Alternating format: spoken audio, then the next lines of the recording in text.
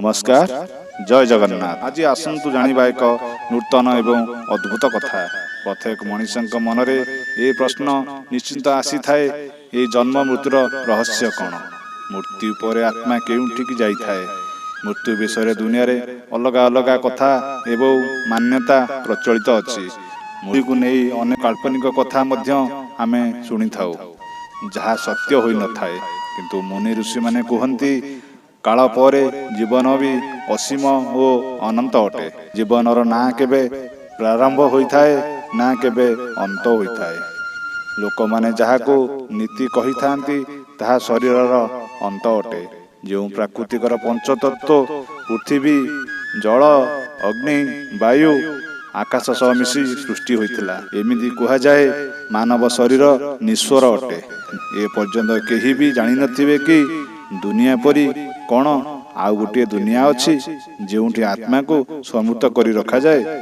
जदि नाही तेबे मृत्यु पर आत्मा केउठिकी जाए। सबुठारु बड़ सत जदि कौन ए दुनिया रे होइताए ताहा हेउची मृत्यु, जहाको केही अटकाई पारिबे नाही किंबा आगरु जानि पारिबे नाही। आमे समस्ते जन्म नेइछे माने आमर मृत्यु दिने ना दिने सुनिश्चित। तथापि आमे भय करिथाउ मृत्यु को एवं मृत्यु को नहीं आम मनरे अनेक प्रश्न रही थाए। गोटे मनीष मरिया परे तार शरीर आत्मा बाहरी कुआड़े जाई थाए, कौन होई थाए, से आत्मा सह जहार उत्तर आज आपण मानकु ए वीडियो माध्यम रे जणाउछि। गीता रे श्री कृष्ण कहिसंती आत्मा अमर अटे, ताहार केबे मध्य अंत होई न थाए। से केवल वस्त्र भली शरीर को बदलाई थाए।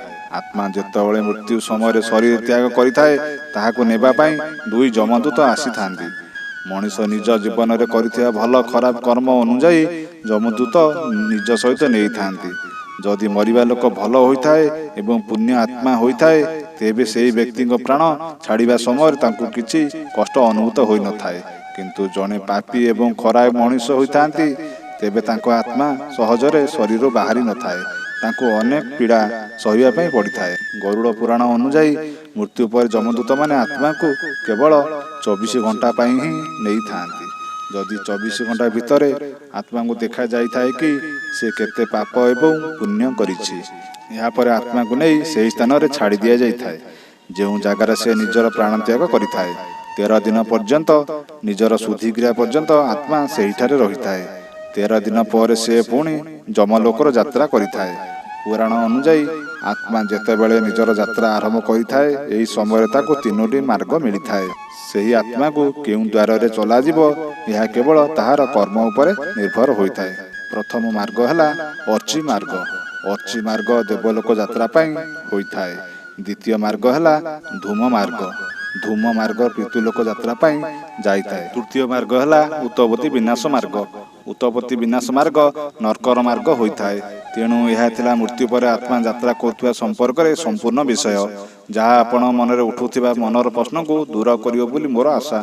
जदि आपण मानकु मोर ए वीडियोटी भल लागि थाए तेबे लाइक शेयर करिया पई जमा भूलिबेनी। जदि मोर चैनल को सब्सक्राइब करनाहांती तेबे सब्सक्राइब करिवे। आज पई रहिली, नमस्कार, जय जगन्नाथ।